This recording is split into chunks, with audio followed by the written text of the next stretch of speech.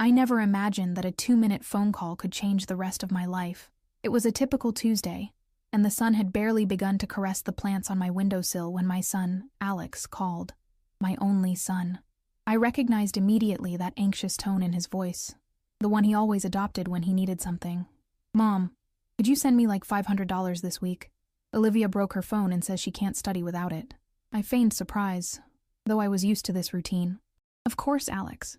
I'll transfer it before noon," I replied without hesitation. That was always how it went. But when he ended the call, he didn't hang up fully. I heard the click, that strange pause indicating the line was still open. Then I heard Olivia's laugh, light and mocking, followed by Alex's voice. The same voice that once soothed my nights, but now cut me to the bone. "I told you it was easy. She's so gullible she still thinks we miss her. ATM mommy, unlimited withdrawal," he jeered, drawing more laughter. My grandson, Liam, joined in without hesitation. "Just make up any excuse," and she opens her purse. The old lady lives to feel useful. The three of them laughed together. The three of them. The phone was still pressed to my ear as I felt my heart collapse slowly, like a sugar cube dissolving in hot water. I sat motionless for a long moment, in the chair that once belonged to my husband, Daniel. My hands trembled, not from fear, but from a coldness rising from my stomach to my fingertips. How could they think I would stay silent? I stood slowly, as if afraid to wake a nest of snakes. I walked to the living room shelf where I kept my bottles of medicinal herbs, each labeled in my own handwriting: chamomile, mint, linden. I grabbed one at random, hoping to calm my nerves.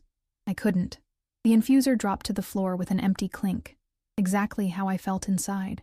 I've lived in this house for over 30 years. Every piece of furniture, every stain on the carpet, carries a memory. Alex learned to walk using this sofa. Olivia used to put on her makeup in my bathroom before job interviews, and Liam spent entire summers here. Now, I walked to my desk and pulled out a folder stuffed with receipts and bank statements. The last check had been sent 4 days ago for supposed urgent school expenses. Emergencies, they called them. And I finally realized that the only emergency was never me. Before I continue my story, please share below if you've ever experienced something similar. Your perspective matters to me, and together we can help others see that they are not alone. I let myself fall into the old armchair by the window. The sun was now high, shining as always, but nothing felt the same. I didn't cry then. Not yet. Tears would come later, like a rude guest arriving unannounced. I was neither just an open wallet nor an ATM, though I had become exactly that in the eyes of those I loved most. There was a time when my home rang with laughter. The smell of melting butter filled the kitchen on Saturday mornings, and the sound of Alex's feet racing down the hallway was my favorite soundtrack. I was the neighborhood school librarian, the one who read stories in funny voices and knitted sweaters for the teachers' babies. The children called me Miss Linda. I knew every name, every quirk. I was loved, respected. I had a purpose. And even after Daniel died, when everything fell apart for a while, I never stopped being useful. Alex was 6 when I took him with me every day to the library. He would sit in the reading corner with his little books and wait for me until my shift ended. At 7, he told me he wanted to be an aerospace engineer. At 8, he memorized the world capitals. He was a sweet boy, full of dreams, and I did everything to nurture them. Every week I hid notes in his lunchbox. "You make me proud. Never doubt yourself." And when he got pneumonia at 13, I slept for 2 weeks in a hospital armchair, reading each chapter of The Adventures of Tom Sawyer to him.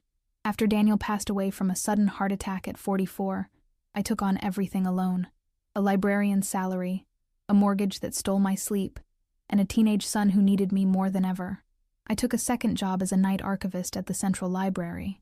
I slept little, lived on coffee and hope. When it was time for college, I sold my engagement ring, the white gold one with a blue sapphire that Daniel's grandmother brought from Scotland. Alex never knew. He only saw the tuition paid and a smiling mother at the dorm door. When he met Olivia, I welcomed her like family. I baked a peach pie and treated her like a daughter.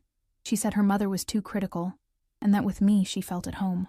Foolishly, I was moved by every word. When Liam was born, I took extended leave just to help. I changed diapers, made baby food, tended to fevers, sang lullabies. How many times did I skip my own doctor's appointments because of one? Of his colds?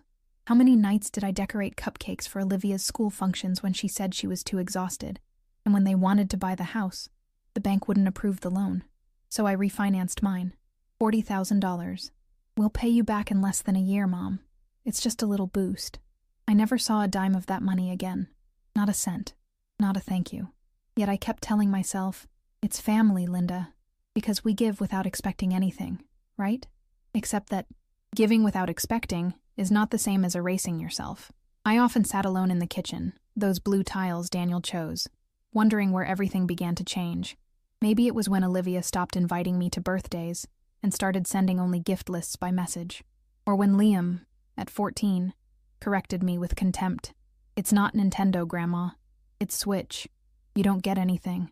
My heart still clung to hope, but my body already knew the truth. I felt it in my arthritic hands, cooking dinners that no one sat down to eat. I felt it in my back, carrying groceries while they walked in without so much as a glance. I was mother, grandmother, caretaker, the mortar between the cracks. But now I realize I was always the only one trying to hold it all together. The house became too silent. Some mornings I heard only the tick-tick-tick of the wall clock Daniel gave me on our 15th anniversary. Each second resonated like a drop of all I no longer had. Last month I turned 74. Alex didn't call. Liam didn't either. Olivia sent a message. Happy birthday. No news. Like sending a receipt.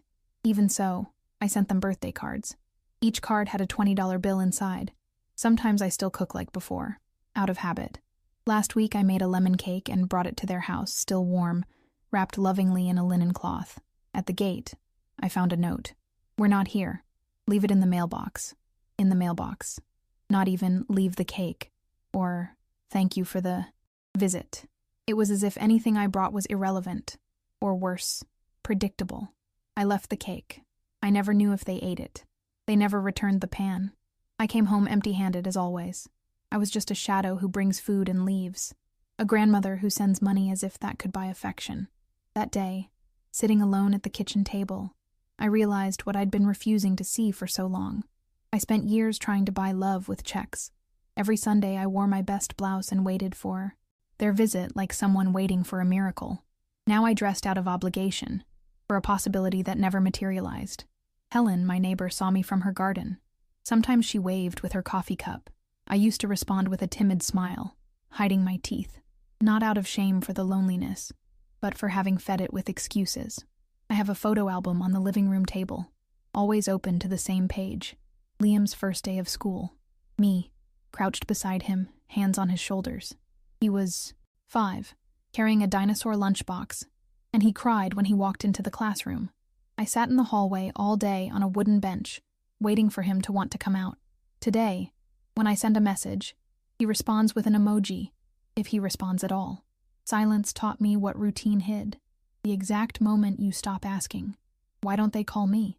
And start asking, why do I still call? I got used to having lunch alone. Sometimes I lay out 2 forks, as if that act could summon company. It doesn't work, but it soothes me. My nights are long.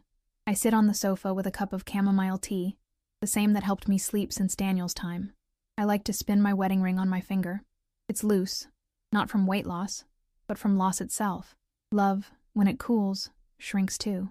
In a drawer of the bookshelf, I keep old drawings by Liam, still marked by crayon. One says, Grandma, I love you to the sun. Now he doesn't even reply. For a long time I thought if I gave more, they would stay. But I learned that boundless generosity teaches others to leave without guilt. The first cracks were always there. I just didn't want to see them. A harsh word, an indifferent glance, an unexplained absence. One day Alex called urgently. Mom, can you send just $200 today? It's for Olivia's school. And without thinking, I said yes. Not because I hadn't noticed something was wrong, but because my impulse was always the same, to fix things. That night, by accident, I opened a voice. Message forwarded by Olivia. Say it's for Liam's school. She'll believe it. I listened 3 times. 3, and I said nothing. I still thought, maybe it's a misunderstanding. That word, maybe, cost me thousands of dollars over the years. Another day, standing in line at the bank, I saw a transfer request on the app. $50 for dinner with friends, sent by Liam. I smiled. thinking how sweet it was that he thought of me. I asked how the dinner was. I got no reply. I called. He answered, curtly, "Grandma, it's just dinner. Why does everything have to be so serious with you?" And he hung up before I could say anything. Another time, Olivia called me crying. Her mother was ill. They couldn't afford a caregiver. Despite all the hurt, I helped. I transferred what I could. 2 weeks later, I saw the three of them at a fancy restaurant on Instagram. Liam held a sushi platter larger than his head. The caption read, "My queen deserves the best. War night out gratitude." It took me days to summon the courage to ask Alex if Olivia's mother was better. He didn't take his eyes off the television. "Oh, she's fine, Mom. Don't worry." As if I were a source of money who needs no justification, only new requests. I began to keep notes, not of amounts, which were already in online banking, but of their behaviors. Every excuse, every disdain, every promise unfulfilled.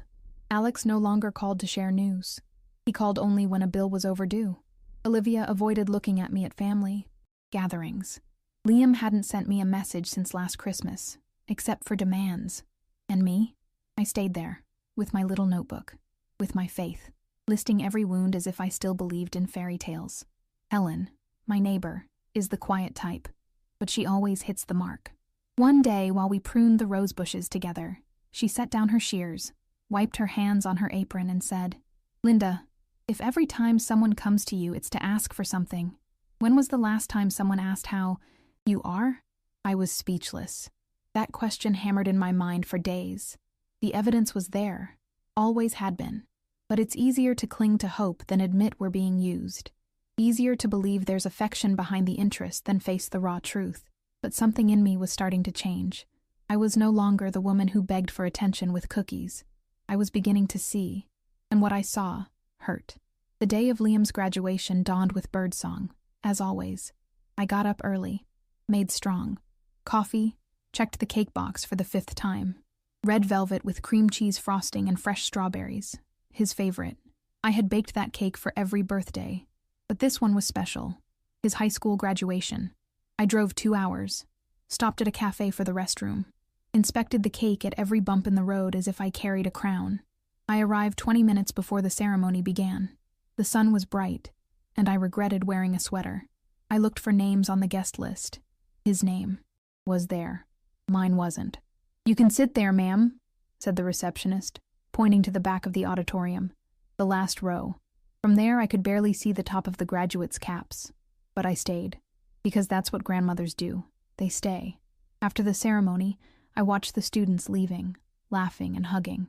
I held the cake as if it were a sacred offering. I saw Liam with his friends, snapping drone photos. When I approached, he looked surprised. "Grandma, we didn't know you. We're coming." Olivia was beside him. She forced a smile but didn't bother hiding her discomfort. "You weren't on the list," she said, as if that justified everything. "It's okay," I murmured. "I brought something for you." I handed over the cake. Liam took it with one hand. "Oh, thanks." He turned away to rejoin his friends when I put my other hand on his shoulder. "This is for you too." I gave him a white envelope. Inside was a check for $1,000. To start this new chapter, worry-free my heart. He held it for a second, said, "Thanks, Grandma," as if asking for the salt at the table. Olivia quickly grabbed the envelope with a firm motion. "We'll deposit it in his account today." And that was it. No photo with me, no dinner invitation, no "let's talk," just a hollow thanks, and their backs walking away. I stood there by a trash bin in the parking lot. I saw other grandparents receiving hugs, posing with bouquets, taking selfies. And me? I had an empty cake pan in my hands and the echo of the coldest thanks I'd ever heard. I drove home in silence. No radio, no notifications, no calls. Just the hum of the car and the whisper inside me, which had changed pitch. Before it said, "Hold on, Linda, they're just busy." But that night it said, "This isn't love, this is use." I got home and went straight to the shower, still wearing my clothes. The hot water didn't melt the ice around my heart. I sat on the bed with my wedding ring in my hand, the one Daniel gave me, that first spring together, the one I wore at every Sunday dinner, and I realized what I felt was no longer sadness. It was indignation. That night I took out my phone and checked my call history. There it was. Alex, 4:17 a.m. Duration, 2 minutes. I replayed the recording. I sat in the armchair and listened again. She believed it, Alex said between laughs. Olivia gave a sharp nasal laugh. The poor thing thinks she still matters. And Liam chimed in. The old lady gets emotional over anything. We say we love her and she signs a check. I replayed it 3 times. Each time it hurt more, but it was pain that needed to surface, because sometimes a wound must reach its depth before it can begin to heal. The 4th time, Olivia was still saying, just smile and sign the envelope. Easier than asking for a loan. Alex agreed. Just use the right tone. She falls for it every time. My jaw clenched.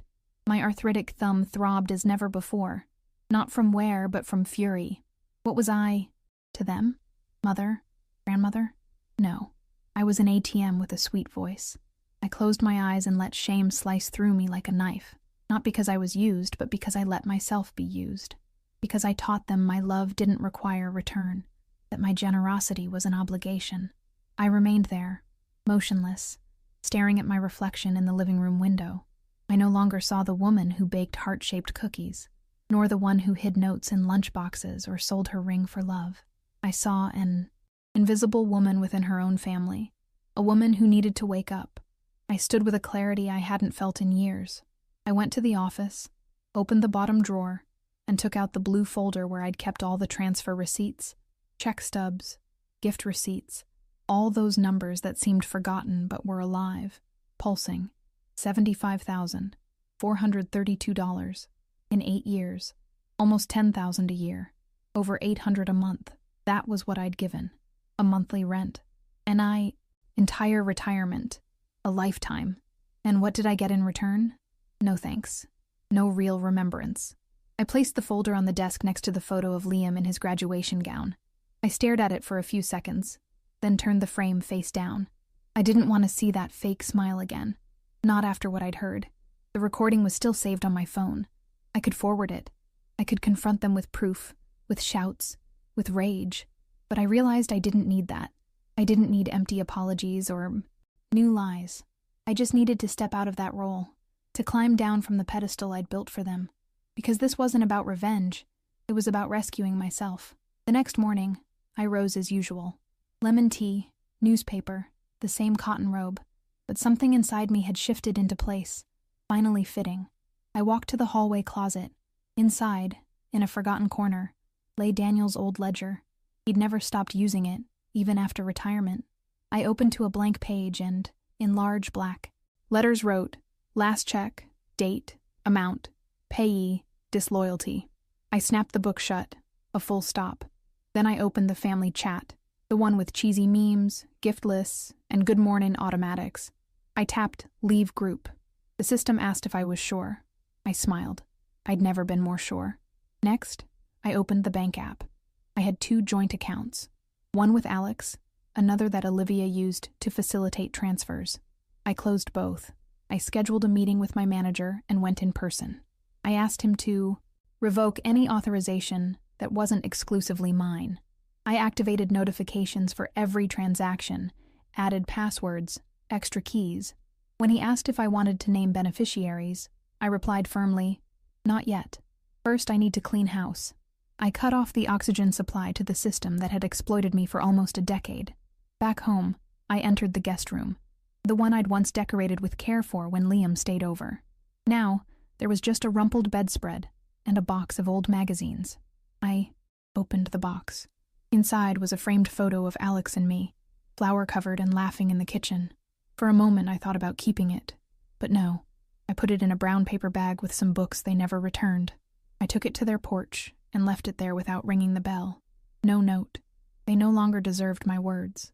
I returned home and, for the first time in a long while, cooked just for myself. Not a dinner loaded with expectations. Not a cake waiting for gratitude. I made lentil soup and fresh cornbread. Simple. Warm. Mine. I sat in the armchair with my crossword puzzle book and ate with trembling hands, but each spoonful tasted like freedom.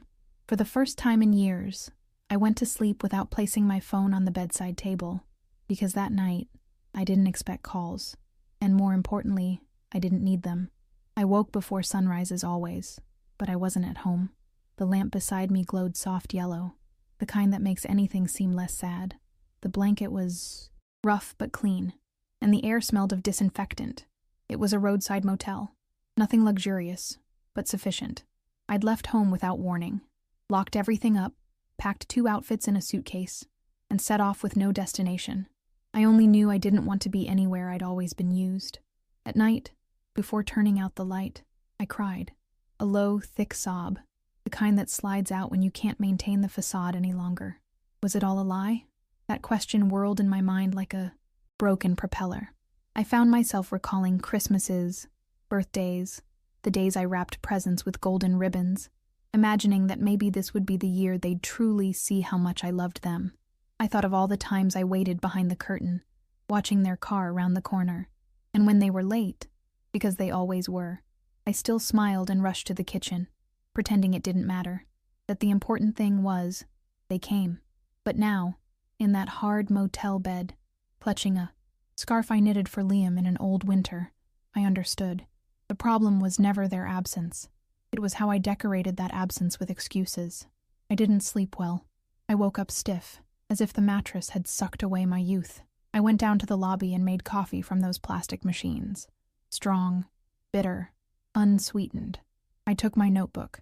Daniel taught me that when your head is full, writing releases the pressure. I wrote, Alex asked me for money for the first time when Liam was 3. Olivia asked me to pay for kindergarten. I refinanced the house in 2015, and I filled page after page with dates, amounts, justifications. It was a chronology of my own surrender, a diary of how a mother gave away her old age in silent installments. At the end, I did the math. $75,432.19. The number didn't hurt me. What hurt was what it symbolized. The price of my dignity, the cost of repeated hope, the exact amount they were willing to take without ever loving me. I sat by the window, watching cars pass, and thought, this ends here, because if a mother doesn't protect herself from those who claim to love her, who will? I returned home 2 days later, not out of longing, not for reconciliation, but because I needed to see everything one last time with new eyes, and what I found was clarity. I entered and felt the familiar silence of the living room, but for the first time, that silence didn't hurt me. It wasn't loneliness. It was freedom. I took off my shoes, laid my keys on the center of the table, and went to the office. I grabbed the folder of important documents. I organized all the papers, receipts, contracts, unkept promises, and the little lies told with smiles. Plane tickets for dates they didn't remember, payments for non-existent therapy sessions, laptops, camps, uniforms, even professional photo shoots for Liam's graduation album. Everything I paid for without ever asking for anything in return. I opened online banking. The numbers spoke to me like never before. Dates, amounts, descriptions. It was a museum of abuse disguised as generosity. There were transfers made on Fridays and Saturday photos on Instagram with new sneakers. There were $200 every month for 5 years for therapy that I discovered never happened. A clear pattern emerged on the screen. They asked. I solved. When they didn't ask, they lied. And worst of all, I taught them this. Every time I silently agreed. I wasn't just a victim. I was complicit in my own exploitation. Every time I smiled and said, "Sure, dear." Every time I agreed to avoid seeming bitter. Every time I offered cake instead of confrontation. I confirmed that my worth lay in what I could give, never in who I was. And then I truly understood. It wasn't just that I had been forgotten. I had been turned into a function, into a utility. And when a woman becomes a function within her own family, she disappears. I rose from the chair. I took my mother's hand mirror, the old one with a worn wooden handle, and looked at myself for a long time. "Linda," I said softly, "this is not sadness. It's awakening." It was no longer about revenge or making them feel guilt. It was about me, about reclaiming what I thought I had lost, my own value. Because giving for love is one thing. Giving out of fear of being forgotten, that's imprisonment. And I had served that sentence long enough. The next morning, Helen arrived. Unannounced, as she always did when she sensed something was wrong, bringing a pot of barley soup with vegetables, wrapped in a checkered cloth smelling of dried bay leaves and nostalgia. "I made too much," she said, as if she didn't know I hadn't cooked in days. She made me sit and serve the bowls, like in the old days, when we took turns caring for each other's children. She didn't ask anything at first.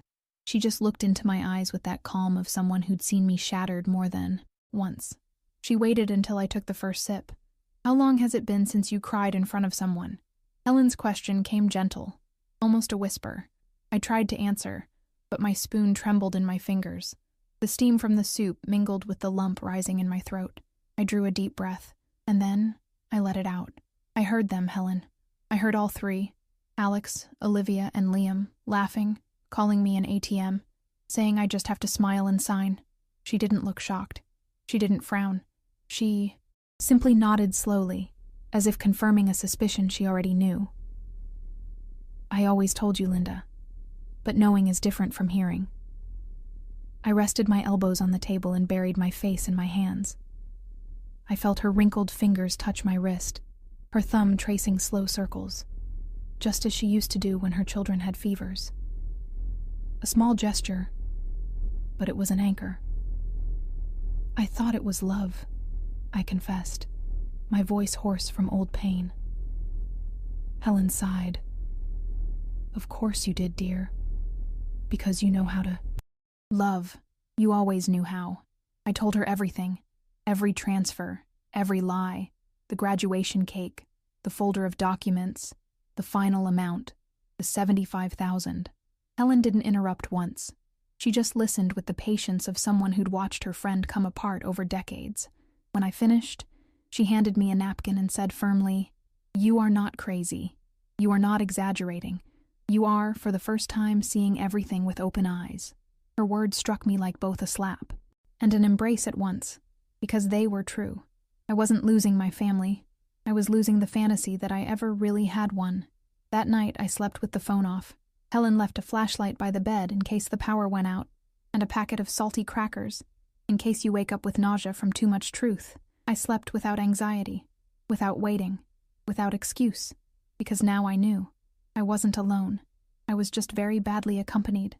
The next morning, I went straight to the safe where I kept my important documents.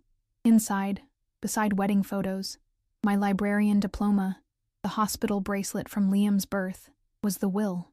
The one Daniel and I made more than a decade ago, still hoping Alex would one day care for what was mine. I opened the paper and stared at his name as sole heir. I felt sick. To care for what? I thought. To keep draining me till the end? I took a red pen and wrote one word in the margin. Null. The following morning, I went to the law firm where Daniel and I drafted our first will. The receptionist greeted me with that smile that said, "We haven't seen you in years." I asked to speak with someone about a new will, not for when time allows, but now. I was attended by a young lawyer with her hair tied back and steady eyes. I told her everything. No pauses, no tears. When I finished, she asked, "Do you already know who you want to leave your estate to?" I smiled, surprised at my own answer. "Not to my son." I took a deep breath. My husband died of stress. My grandson forgot me, but the library of my life still has leaks. The lawyer was silent for a moment, then smiled back. "Then let's create something that will endure."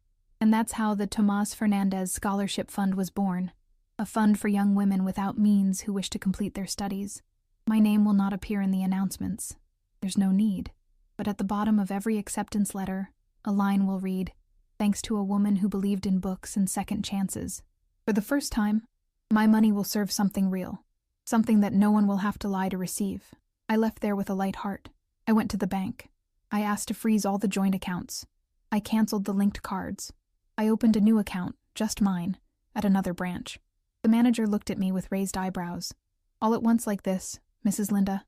I adjusted the strap of my purse on my shoulder and replied firmly, "I got used to granting permission without knowing to whom. That ends now."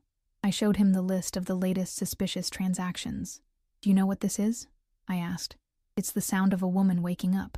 That night I sat at the kitchen table with a blank sheet of paper. Not to send it, just to read aloud and then burn. I wrote, "Alex, I am no longer the mother who says yes out of fear of being alone. You taught me my worth by putting me on clearance. Olivia, you were never my daughter. Liam, you were my son. But even the sun can cast a shadow if not cared for. From now on, the door is closed. Not with a lock, with dignity. I burned the letter in the bottom of the sink. The ashes went down the drain, along with years of swallowed silence. I had a plan, and for the first time, I was included in it. 3 days later, the phone began to ring. First, it was Alex. The number was different, maybe a new SIM card or a borrowed phone, but the voice was the same. "Mom, I got a bank notification. Access denied. Account closed. Must be a mistake. Call me." "Okay?" I did not answer, because all the mistakes, I'd already made them. Then came Olivia. A voice message, her voice shaky, feigning tremor. "Linda, we're really sorry. It was a misunderstood joke. You know how it is. We love you. Please respond." I stared at the phone while I spun my wedding ring on my finger. I remembered when Olivia called me the best mother-in-law in the world, the same woman who left me sitting in the last row at the graduation. Then came a message from Liam. Simple. "Grandma, what's happening? Dad and Mom are acting weird. I just want to know if you're okay." That one hurt the most. For a moment, my fingers hovered over the keyboard. I was one keystroke away from replying, "I'm fine, sweetheart." But I didn't, because I would only be fine if I didn't repeat the cycle. And Liam was no longer a child. If his love depended on what I deposited, then it wasn't love. It was habit. And habits, like wills, can be changed. The next night, Helen appeared with a bottle of cider to celebrate the fact that you didn't give them the satisfaction of an explanation, she said, raising a plastic cup. We laughed as we hadn't in years. We served hot soup, did crossword puzzles past midnight.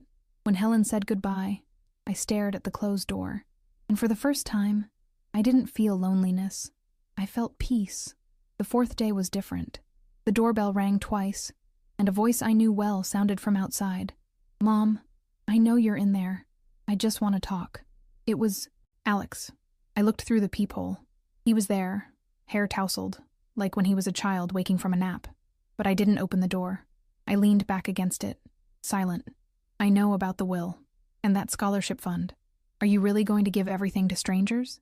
That's what he chose to say. Not, "I miss you." Not, "I was wrong." Just strangers. Little did he know that those young women who would receive scholarships would be more mine than he ever was, because they never asked me for anything, and yet I chose to give everything. The fifth day brought a deep silence. No messages, no calls, and that's when I realized they let me go. Or perhaps, and more likely, I was the one who let go first. And in that newfound emptiness, I began to hear a song I hadn't heard in decades, my own inner voice. 3 months passed. No messages. No, "We need to talk." At first, the emptiness burned like a wound. Then it became space. Clear. Light. I used that time to do everything I'd been postponing for years. I painted the garden gate, replaced the guest room curtains, learned to bake bread without a machine. And every night before bed, I wrote in my journal one sentence. I didn't regret it today either, until one Saturday morning, I saw a car parked in front of my house. I recognized the plates. I heard 3 light knocks on the door. I took a deep breath. I smoothed my blouse and opened it. It was Alex.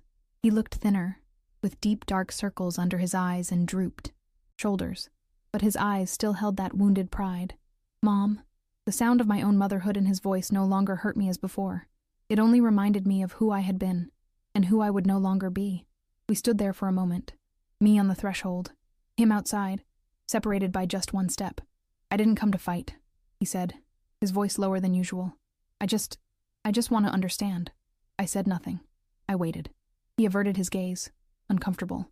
"Did you really cut everything off? Like, at your own family?" I took a deep breath, lifted my chin, and faced him calmly. "And you didn't cut me off when you decided I was only worth what I could give?" He opened his mouth but had no answer. It was quick, as he always was when cornered. "It was a mistake. A joke. We didn't know you were still in line." I folded my arms. "Oh, of course. If you hadn't heard me, everything would still be the same. I'd still be writing checks and bringing cakes." Alex swallowed hard. "I just want things to go back to how they were." I tilted my head slightly. "Before you called me an ATM? Before the lies, the excuses, the laughter behind my back?" He threw up his hands in frustration. "You're my mother. You have to understand we were stressed." And then I said, with a calm coldness I never thought I could muster, And you have to understand, Alex, that I'm not for sale. Silence fell between us like a thick curtain. He took a deep breath as if he expected that, at the end of that sentence, I would hug him, as if I would run to the kitchen, make hot soup, and tell him everything would be okay. But I did none of that. I learned something. I continued. Sometimes the only way to stop bleeding is to close the door. He placed a hand on the door frame, almost begging. Mom, but I had already decided. You taught me what love was, Alex. And you also taught me how much it was worth to you. Thank you for that lesson. I closed the door with a soft click. No scandal, no tears, just the precise sound of a cycle ended. I pressed my forehead to the cool wood and exhaled the breath I'd been holding for days. It wasn't happiness, nor pride. It was dignity. And that, no one could ever take from me again. I walked to the kitchen, poured a glass of cider, and sat on the porch. Helen, in the garden beside me, watched. Was it today? She asked with a nod. I nodded. And how do you feel? She continued. I thought for a second before answering. Whole. The following days were quiet, but it was a chosen, clean silence. I began taking short hikes, rediscovered my love for crossword puzzles, and joined the library's reading club. A group of ladies meets every Friday to read, laugh, and have tea. They welcomed me as if I'd never left. There, it didn't matter how much I had in the bank, or how many children I'd raised. What mattered was who I was. Linda, lover of books, handmade sweaters, and peaceful afternoons. At one of those meetings, a young woman approached me. She had dark eyes and a shy expression. Are you the one behind the Tomas Fernandez scholarship? I hesitated, then smiled. Yes. She squeezed my hand. Thank you. I'm finishing my history degree because of it. I felt tears well up, not of sadness, but of something new, something I thought I'd lost forever. Purpose. The kind of gratitude that comes without strings attached, without demands, without manipulation.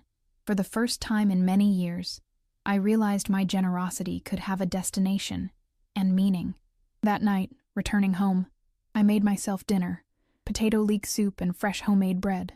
I lit a candle, not for luxury, but out of self-care. I sat at the table and wrote in my journal.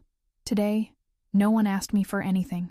Today I existed for myself, and that is enough. Then I turned off the living room light, set my cup in the sink, and walked to the bedroom on light feet, like someone who, finally, no longer carries the weight of others on her shoulders. Months passed with a lightness I hadn't felt in ages. No one called asking for money. No one knocked on my door with an emergency. And, contrary to what I imagined, it didn't hurt. It was liberating. Because there, I understood something fundamental. True love isn't lost when you stop paying for it. What is lost is the pretense, the illusion that if you're generous enough, you will finally be seen. I was seen, yes. By who matters? By myself. Sometimes I still think of Liam, not with anger, but with a kind of longing that no longer tries to return. I keep one of his drawings on the living room shelf, the crayon one that says, "Grandma, I love you to the sun." I never tore it up, because back then perhaps it was true. And if it was, even for a short time, that's enough for me. But I no longer expect emojis or messages or apologies. What needed to be said, I heard. And what needed to be done, I did. Today, my life fits within my own measure. No excess, no waste. The other day, Helen invited me for a walk in the park. Cold wind made the leaves dance, and tall branches filtered the evening light like the stained glass of a living cathedral. We sat on a wooden bench, and she asked me, "Do you still miss them?" I thought a moment before replying, "I do, but not their presence. I miss who I was when I believed that loving was enough to be loved in return." She squeezed my hand. "But now you know that sometimes loving also means leaving. And leaving can simply mean closing the door without guilt, canceling an account, turning off a phone, not replying to a message. Not because you've become unkind, but because you've finally decided to be fair to yourself. I had to hear the cruelest truth to see myself with compassion. And today I understand. Whoever doesn't learn to protect herself from those who claim to love her ends up losing herself in their love. And that truly is the greatest loneliness there is. The old house where it all happened is still mine. It still has the sofa where Alex learned to walk, the blue tiles Daniel chose, the clock that goes tick, tick, tick every morning. But now everything sounds different. Time no longer weighs as it once did. Silence no longer frightens me. It is the sound of my new life. And even if the walls still echo an unjust past, I fill every room with my own choices, with small rituals of care, with record player music, with the scent of hot bread and brewed coffee. Recently, I took up letter writing again. Not to them, but to myself. Little notes. Leave stuck on the refrigerator, the mirror, the nightstand. You are enough. Don't confuse silence with absence. Not all love needs applause. Sometimes we need to be the voice that comforts, the hand that caresses, the hug that restores. And the truth is, after years of giving everything to others, I finally began to give myself all that I have always deserved. If you've read this far, you may have felt a bit of what I lived. Perhaps you're going through something similar, wondering if it's an exaggeration, if you're being selfish, if you should give one more chance. I can't tell you what to do, but I can tell you what I learned. Loving others shouldn't cost you your wholeness. And if it does, maybe it's time to step back, take a breath, close the door with dignity, not anger or shout, but self-love. Today, as I write these words, the kettle whistles. Night falls slowly, and for the first time in a long while, I don't feel like I'm waiting for anyone. I'm just here, with myself, whole, serene, my freedom steaming in the cup, my true story finally beginning the right way. The following week, I reopened the back porch. It had been locked for years. The plants were withered, the pots cracked, but the sun still shone on that corner. I started slowly, sweeping leaves, cleaning window ledges, polishing the old wooden bench where Daniel used to take tea in the late afternoons. I didn't do it expecting visitors or praise. I did it because that place was part of me, and I no longer wanted to live in ignored parts. I hung a wind chime from the upper beam. Each time it rings, I remember that I'm here, whole and present. I also began tending the front plants again. Neighbors would pass by and say, "Looks lovely, Linda." And for the first time, the compliment didn't feel like social obligation. I smiled, because I heard it with a clean heart, because now I plant for myself, water for myself, prune, because I enjoy watching growth. It was in that process I realized much of what I did for years, I did hoping to be noticed. And when you give expecting love in return, any silence becomes a knife. Today, I plant because I love shade, because I love green, because I love myself. I also started donating things that had sat idle in the house. Liam's crib, which I'd kept for years thinking someone would come for it. The toys Olivia said she'd pick up next month. The boxes of Alex's old clothes. One by one, I took them to a teen mom shelter with a note inside. May this new beginning be filled with true love. The receptionist's eyes glistened with gratitude, and in that moment, I understood that perhaps what was missing wasn't being loved by my family. It was loving with freedom, without imprisonment. I inherited my mother's sewing machine, tucked away in the laundry closet. I began using it again, making new pillowcases, refurbishing cushions, even sewing myself a skirt. Helen said I was the lightest version of myself she'd ever seen. "There's something in your eyes now," she remarked one day, "as if you've said goodbye to a weight that made you stoop." And, in a way, that's exactly what happened. I bid farewell to an expectation that kept me kneeling, and now every stitch I make mends me as well. Over time, I began receiving letters from the young women awarded the Tomas Fernandez Scholarship. Each envelope was a reminder that I could transform without erasing myself. One of them, Nina, wrote, "I wish my grandmother had lived long enough to see my diploma. Somehow I feel you are her." I read that with a lump in my throat. I had never received so many genuine words written to me, and none of them demanded anything in return. Just sincere, untainted gratitude. Linda. One cold afternoon, I decided to visit Daniel's grave. I brought fresh flowers, gently scrubbed the headstone with a soft brush, and sat on the nearby bench with a blanket around my shoulders. "Would you see me now, Daniel?" I whispered. I finally learned to say no. I stayed there almost an hour. The cemetery silence wasn't frightening. It was dignified. Each falling leaf seemed a reminder. Time passes, but what we choose to do with it leaves its mark. I placed a folded note among the flowers. "Thank you for teaching me to love. Now I'm learning to love myself." And there, on that chilly October afternoon, I made peace with time. I no longer blamed myself for the years I gave. I did not shame myself for the signed checks or the cakes left on doorsteps. All of it was part of the journey to this point. And now that I am here, with free hands and a clear conscience, I understand what rebuilding truly means. Not pretending nothing happened, but accepting that it all happened, and still moving forward. On a clear night, I sat alone in the backyard and gazed at the stars. My cup of tea warmed my hands, and the breeze carried the soft scent of the lavenders I replanted. There was no music, no television, no notifications vying for attention. There was only me, whole and silent. I realized that true loneliness was never being alone. It was being surrounded by people who made me feel invisible. And now that this silence was mine, chosen, it no longer hurt. It was comforting, like a coat that only someone who's stopped explaining herself can wear. A few days later, I received a handwritten letter from Liam. The envelope was plain, the handwriting hesitant. "Grandma, I want to apologize. I knew what they did to you was wrong, but I stayed silent. I let it happen." He told me he'd started working at a cafe, and every time he got a tip from an older lady, he thought of me. "I'm not asking for money. I just wanted to tell you I remember when you made me cupcakes, and I miss it." I read it without tears. No sadness, but with a mature ache. A pain that no longer bleeds. A longing that no longer paralyzes me. I didn't reply. At least, not yet. Because some wounds shouldn't be covered up hastily. Some truths need to ripen on their own. On the other side, tuck the letter in my nightstand drawer. Perhaps one day I will write back. Perhaps not. And that's okay. Because now I understand that forgiveness is a gift you first give yourself.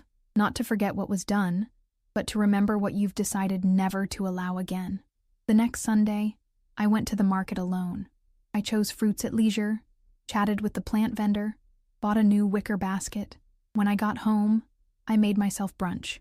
Fresh juice, toast with artisanal jam, scrambled eggs with herbs from my garden. I set the table for one, but with everything I would have prepared for any guest.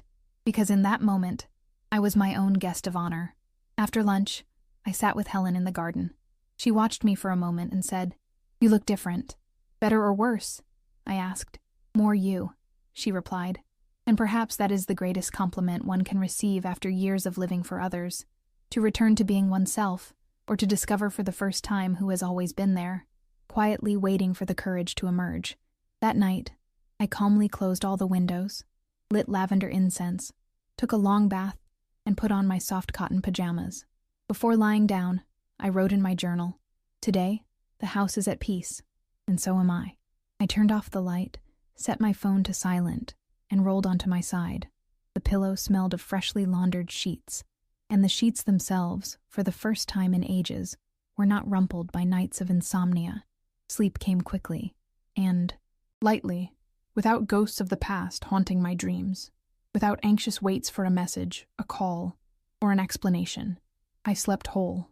I woke, renewed, and when I opened the window that morning, I felt a cycle had ended, not because the pain disappeared, but because finally, it no longer ruled me. And so, with light steps and a steady soul, I continue, undaunted, unresentful, but with the certainty that I deserve more than scraps. I deserve presence. I deserve truth. And above all, I deserve peace. The same peace I built, brick by brick. Every time I said no, every time I didn't answer, every time I chose myself. And if you're reading this and feel that moment has come for you, I say to you, from my whole heart, close the door. Not in anger, but with dignity. Because dignity, my dear, is priceless.